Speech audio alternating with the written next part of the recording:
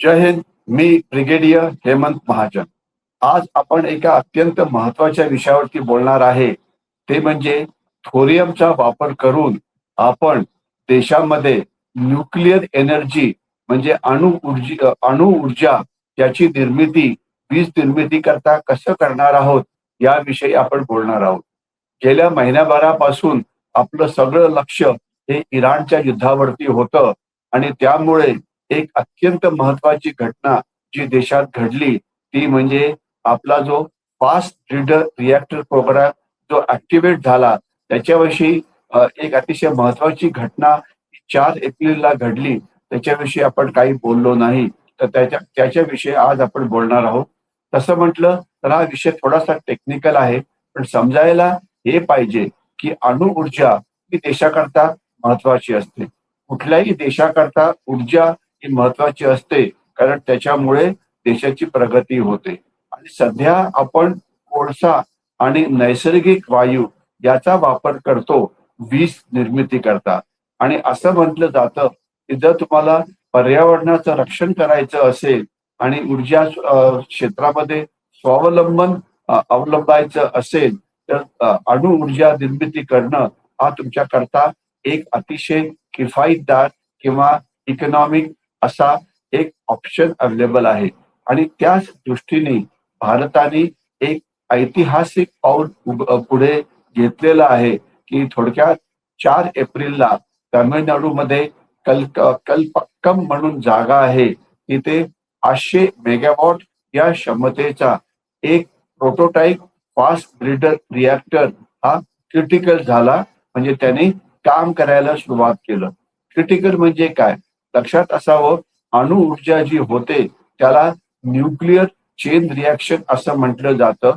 त्याच्या मी जास्त डिटेलमध्ये जात नाही, परंतु ज्या वेळेला न्यूक्लिअर चेन रिॲक्शन तयार होते तर त्यावेळेला वीज निर्मिती तयार करता येते.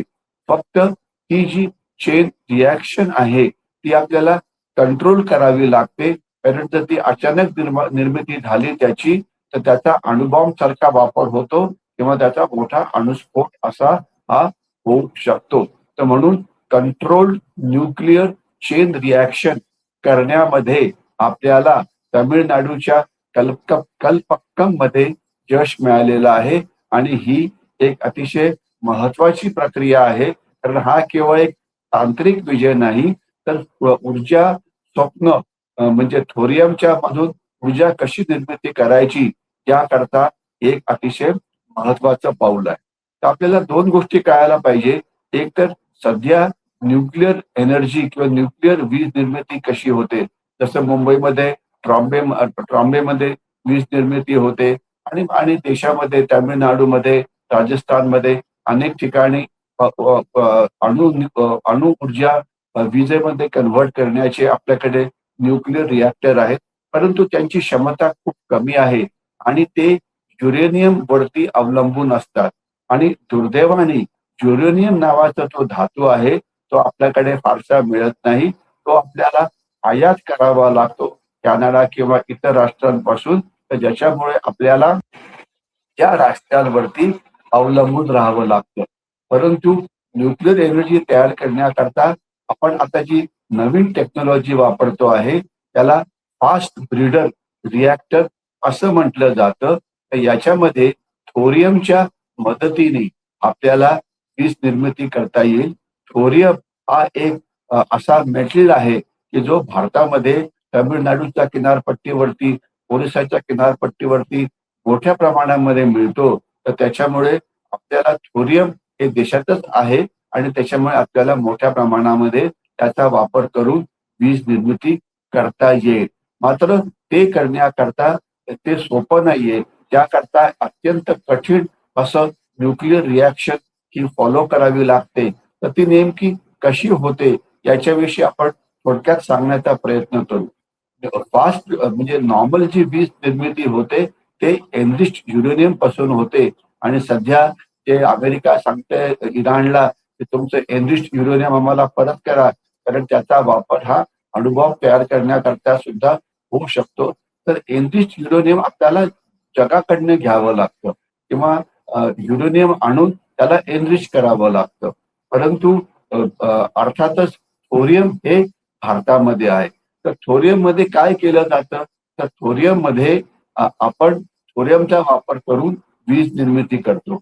आता ही वीज निर्मिती कशी केली जाते, तर याचा याचा म्हणजे थोडक्यात ही ही ही जी वीज निर्मिती आहे याचे 3 टप्पे आहेत. पहिला जो टप्पा आहे त्याच्यामध्ये आपण नॉर्मल नैसर्गिक युरेनियम वरती वीज निर्मिती करतो, की जो आपल्याकडे पहिले चालू आहे आणि त्याच्यामध्ये जे बाय प्रॉडक्ट असतं त्याला प्लुटोनियम असं म्हटलं जातं. आणि दुसरा टप्पा जो असतो त्यामध्ये प्लुटोनियम वरती चालणारा जो रिॲक्टर आहे त्याला फास्ट ब्रीडर रिॲक्टर असं म्हटलं जातं. म्हणजे प्लुटोनियम कुठून तयार झालं होतं, एनरिच्ड युरेनियमचा वापर करून जे बाय प्रोडक्ट झालं होतं ते प्लुटोनियम होतं आणि ते आता आपल्याकडे आलेलं आहे आणि ते आता फास्ट ब्रीडर रिॲक्टर मध्ये ते वापरलं जातं. आणि त्याच्याच बरोबर थोरियम नावाचा जो प्रकार आहे तो पण तिथे टाकला जातो.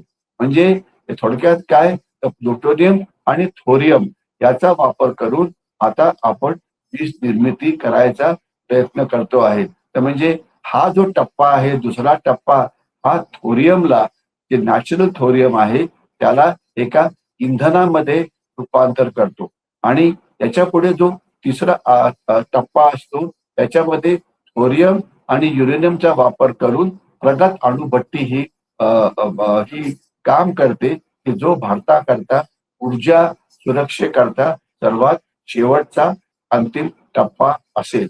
तर थोडक्यात आपण आता काय केलेलं आहे, तर आता आपण कल्पक्कम मध्ये जे आपल्याला यश मिळालेलं आहे, आता आपण दुसऱ्या टप्प्याकडून तिसऱ्या टप्प्याकडे जाण्याकरता सज्ज झालो आहे. हे एक अतिशय महत्वाचं असं पाऊल म्हणता येईल. लक्षात असावं की गेले 25 वर्ष आपण फास्ट ब्रीडर रिॲक्टर तयार करण्याचा प्रयत्न करतो आहे, परंतु तांत्रिक दृष्ट्या म्हणजे टेक्नॉलॉजीच्या दृष्ट्या यश मिळत नव्हतं. कारण त्याच्याकरता लागणारी जी टेक्नॉलॉजी आहे ती रशियाकडे आहे, काही प्रमाणामध्ये फ्रान्सकडे आहे, परंतु हे दोन्हीही देश ही अत्यंत अत्याधुनिक अशी टेक्नॉलॉजी भारताला देण्याकरता तयार नव्हते. आणि ही आपण आता भारतातच बनवलेली आहे आणि हे आपल्या सायंटिस्ट शास्त्रज्ञांचं यश आहे. आणि लक्षात असावं की कल्पक्कम मध्ये जे तंत्रज्ञान वापरलं ते 100% भारतीय आहेत आणि याच्यामध्ये आपण कुठल्याही राष्ट्राची मदत घेतली नाही किंवा कुठलंही राष्ट्र यामध्ये आपल्याला मदत करायला तयार नव्हतं. आणि एवढंच नाही तर यामध्ये या अणुभट्टीच्या उभारणीमध्ये जवळजवळ 200हून जास्त भारतीय कंपन्यांनी काम केलेलं आहे. त्याच्यामुळे आता जे लागणारी तंत्रज्ञान आहे ते आता भारतातच तयार होत आहे. आणि एक काळ असं होतं की आपल्याला फ्रान्स काय, इतर राष्ट्र काय, अशा प्रकारचं जे आपल्याला पाहिजे होतं थोरियम रिॲक्ट केलेलं ते द्यायला तयार नव्हतं. तर आता आपण ते स्वतः तयार करतो आहे. तर हे मोठं यश आहे. त्याचं तांत्रिक वैशिष्ट्य काय, याच्यामध्ये काय होतं, तर जेवढं प्लुटोनियम वापरलं जातं त्याच्यापेक्षा जास्त प्लुटोनियम या फास्ट ब्रीडर न्यूक्लिअर रिॲक्टर मध्ये तयार होतं.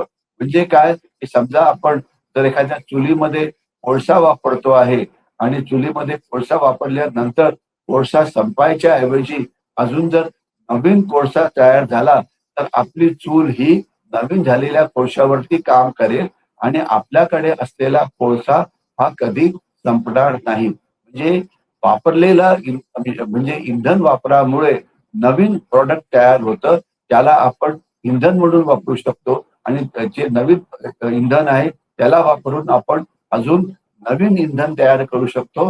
म्हणजे एका इंधनापासून दुसरं माफ करा, दुसरं इंधन, दुसऱ्या इंधनापासून तिसरं इंधन, म्हणजे ही जी फास्ट ब्रीडर रिॲक्टर आहे हे एका मागोमागे एक किंवा एका पुढे एक अशा प्रकारचं इंधन तयार करण्याची प्रक्रिया चालूच ठेवतं, ज्याच्यामुळे आपल्याकडे अनलिमिटेड अशी एनर्जी तयार होते.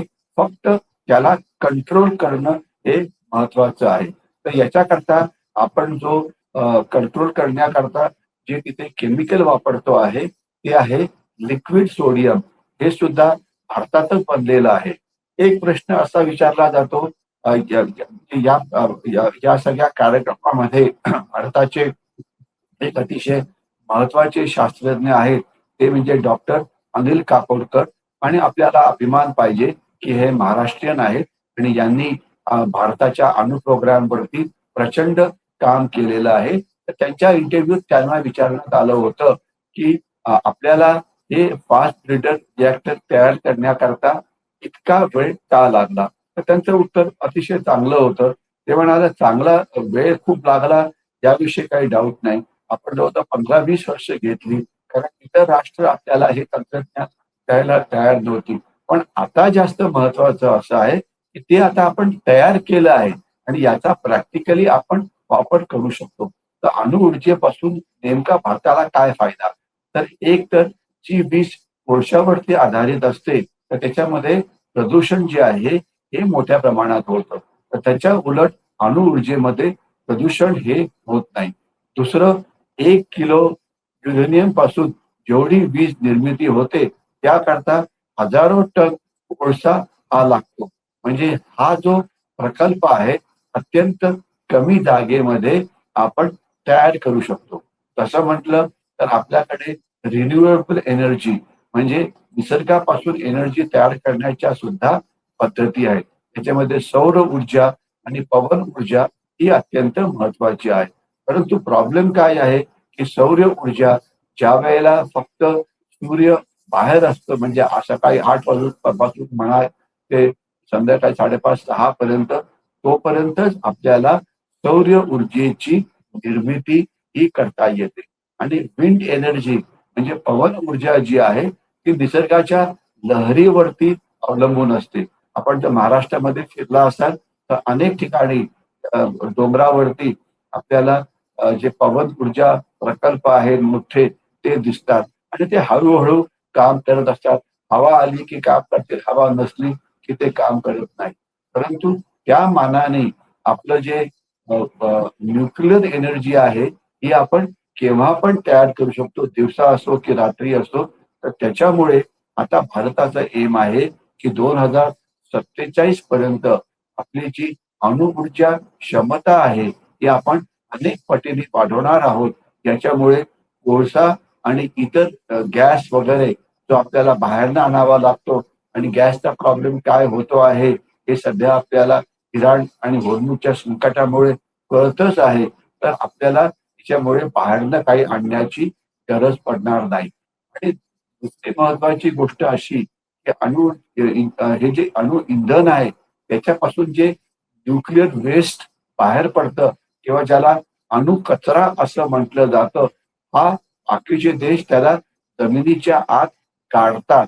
कारण तो ते अनेक दिवस त्याच्यापासून रेडिएशन म्हणजे एक्सरेज हे बाहेर येत असतात.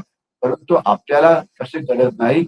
आपण जे इंधन वापरतो आहे आपण ते पुन्हा पुन्हा वापरत असल्यामुळे त्याचा कचरा जो आहे किंवा जे न्यूक्लिअर वेस्ट आहे हे अत्यंत कमी असं होत आहे. तर त्याच्यामुळे न्यूक्लिअर वेस्टचं व्यवस्थापन कसं करायचं यामध्ये सर्वात कमी प्रॉब्लेम्स हे भारतामध्ये असतील. आता हे सगळं एवढं यश आपण मिळवलं आता पुढे नेमक्या 5 वर्षामध्ये काय होईल याचा पण अंदाज पाहिजे. लक्षात असावं की एक न्यूक्लिअर रिॲक्टरनी काम करायला सुरुवात केली याचा अर्थ उद्या सकाळपासून आपल्याला वीज मिळेल का. तर उत्तर आहे नाही. आता पहिले पुढच्या 5 वर्षात काय होईल याचा एक अंदाज आम्ही आपल्याला देण्याचा प्रयत्न करतो. एक तर रिॲक्टर आता हळूहळू वीज निर्मितीकडे पाऊल टाकेल आणि 500 मेगावॉटची वीज जी आहे ती तयार करणं सुरू होईल. आणि असं वाटतं की 2 वर्षाच्या आत ही वीज निर्मिती ग्रीड इलेक्ट्रिसिटी जे ग्रीड असतं त्यांना पुरवता येईल. आणि त्याच्यानंतर जे फिसाईल मटेरियल तयार होत आहे त्याच्यामुळे दीर्घकालीन ऊर्जा स्वावलंबन आपलं निश्चित होणार आहे. तर त्याच्यामुळे थोरियम नावाचा जो प्रकार आहे त्याकरता वीज निर्मिती हे सुरू होईल आणि असं वाटतं की पुढच्या 4 ते 5 वर्षामध्ये आपली थोरियम बेस्ड न्यूक्लिअर रिॲक्टर्स हे कमर्शियली वीज निर्मिती करतील की जो त्याच्यामुळे आपलं जे स्वावलंबन आहे तर ते खूपच वाढेल. तर थोडक्यामध्ये ऊर्जा ही देशाकरता एक विकासाची गुरुकिल्ली असते. शेती असो की उद्योग असो, सामान्य माणसाचं जीवन असो, त्याकरता शाश्वत वीज निर्मिती, वीज पुरवठा हा आवश्यक आहे. तर त्याच्यामुळे कल्पकता येते की 500 मेगावॉटची अणुभट्टी जी सुरू झालेली आहे, हे भारताच्या एक आत्मभरतेचं एक मोठं प्रतीक आहे.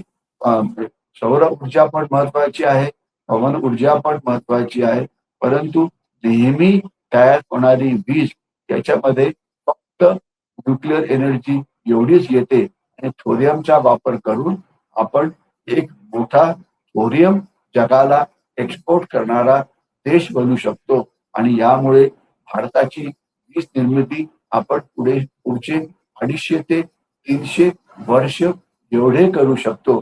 तर थोडक्यामध्ये जे कल्पकमला जो फास्ट ब्रीडर रिॲक्टर जो सुरू झालेला आहे, हे एक भारताचं मोठं यश आहे आणि पुढच्या 5 वर्षामध्ये थोरियम बेस्ड न्यूक्लिअर एनर्जी तयार होईल हे नक्कीच आता सिद्ध झालेलं आहे आणि आशा करूया की थोरियम ऊर्जा सुरू होईल आणि भारत एनर्जीच्या बाबतीमध्ये पूर्णपणे आत्मनिर्भर बनेल.